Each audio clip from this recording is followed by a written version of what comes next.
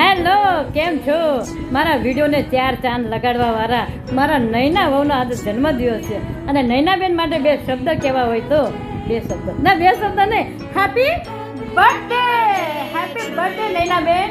ખૂબ સુખી થાવ, માતાજી તમારા ધાર્યા કામ કરે એવા મારા અંતરના આશીર્વાદ અને આવા પાડોશી બધાને મળે મારા શશીબેન જેવા મારા નૈનાબેન વહુ માટે.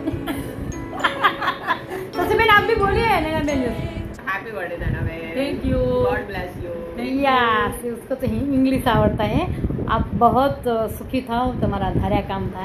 माँ मंगल ना रखो पा अंतर ना याद करेगी दुनिया.